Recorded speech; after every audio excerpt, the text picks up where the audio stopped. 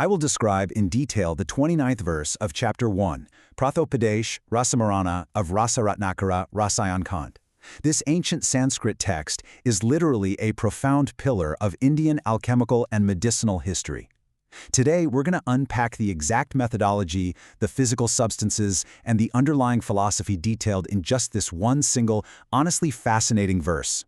So, here's our roadmap for this explainer. We'll start with a textual breakdown of verse 29, look at the core alchemical materials, dive into the instruments and preparation rituals, explore the cross-textual and tantric context, and finally, wrap things up through a modern scientific lens. All right, section 1, verse 29, textual breakdown.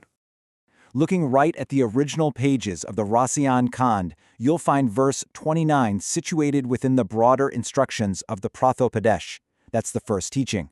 Seeing it right there in the source text establishes our direct connection to this incredibly authentic historical methodology. Here's the Roman transliteration of that exact verse. Shuddha sutam samam, swarnam yamamam umlair vamardayat. Let's break down the Anvaya, or the logical syntax. Shuddha sutam refers to purified mercury. Samam means equal parts. Swarnam is gold. Umlair denotes an acidic liquid, and vimardayat is the command to triturate or continuously grind. And crucially, yamamam gives us our exact time frame, 1 yama, which is a strict 3-hour window.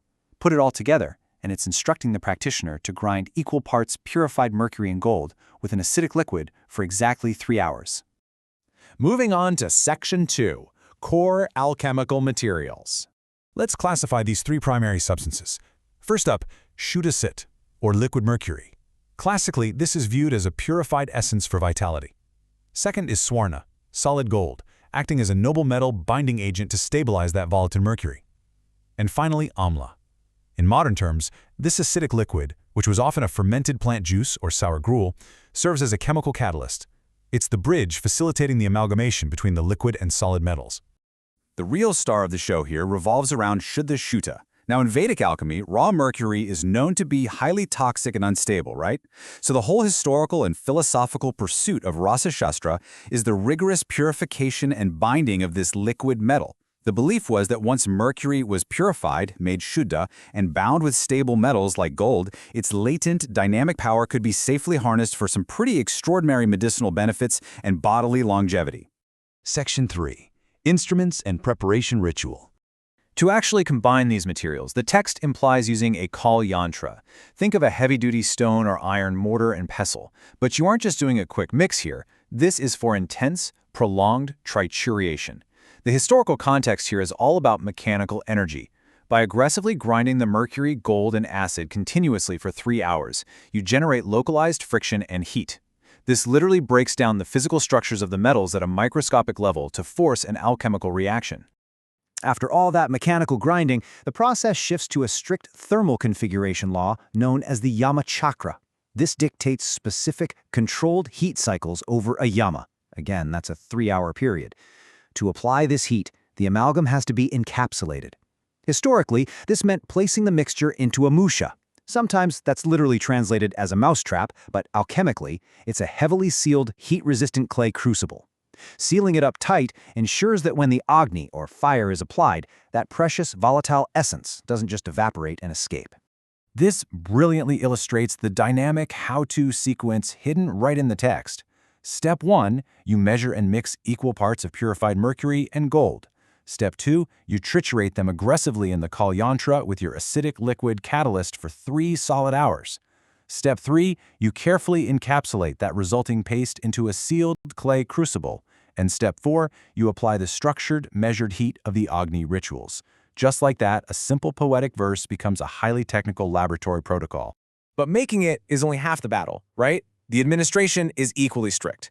This resulting substance is given in highly specific, minuscule medicinal dosages to target specific diseases, and it is never taken alone. The texts prescribe a really strict dietary formula to go with it, specifically moon yusha, a light mung bean soup, and odin, boiled rice. This prevents shocking the digestive system. Plus, this physical regimen is intimately paired with mental purification rites and atonement practices. It really underscores how healing in this tradition demands both physical chemistry and spiritual alignment. All right, Section 4. Cross-textual and tantric context. We really have to look at this explainer through the dual lens of the time. On one hand, we're looking at classical chemical amalgamation, basic metallurgy. On the other hand, there's a profound tantric and philosophical purpose at play.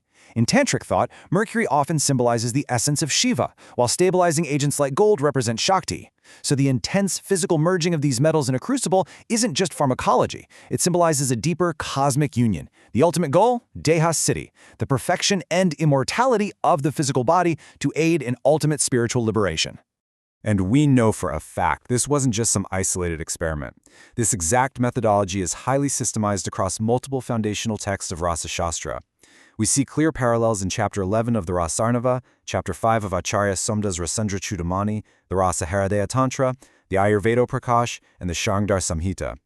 All of this proves that verse 29 represents a widely accepted, meticulously recorded standard of ancient Indian alchemical science. Finally, Section 5. The modern scientific lens. Let's map these ancient concepts directly onto modern scientific equivalents. That prolonged 3-hour grinding in the Kalyantra, modern pharmaceutical science recognizes this as mechanical particle reduction. It's essentially an ancient form of nanotechnology used to create highly bioavailable nanoparticles known as bosmos. The concept of binding mercury with gold perfectly mirrors modern metallurgical amalgamation. And those complex classical processes for toxin removal, they share a serious conceptual DNA with modern pharmaceutical purification methods. However, we have to impartially address a pretty stark contrast when it comes to toxicology. The historical belief and classical claims state that through these rigorous purification steps, heavy metals are completely detoxified and made safe, even profoundly beneficial for human consumption. Conversely, modern scientific evidence and established toxicology view heavy metals, especially mercury, with severe concern. Modern clinical standards categorize those classical claims of complete internal safety as unproven. So this represents a major dividing line between traditional belief and modern medical consensus. Because of this, verse 29 holds incredible historical and potential scientific significance, but it absolutely requires further research. For scholars and modern scientists looking to review these claims, key focus areas should be investigating the physical-chemical properties of these amalgams. If you're digging into databases like Google Scholar or PubMed, highly relevant keywords to use are Ayurvedic Rasa Shastra, heavy metal detoxification, and Bosma nanotechnology. We definitely need more review articles bridging this ancient text with modern clinical data. Which leaves us with a really fascinating final thought. We've seen the precise syntax, the chemical logic, and the spiritual framework. So the question remains, does the strict methodology of verse 29 hold a blueprint for undiscovered nanomedicine, just waiting to be validated by modern clinical trials? It's a complex intersection of history, faith, and chemistry that absolutely warrants deeper exploration. On behalf of the Vedmata AI family, it is a humble request that if you found our presentation informative, please share our video as widely as possible so that the authentic knowledge of Indian Vedic texts can reach the masses. Come, let us all participate in this sacrifice of knowledge. Har Har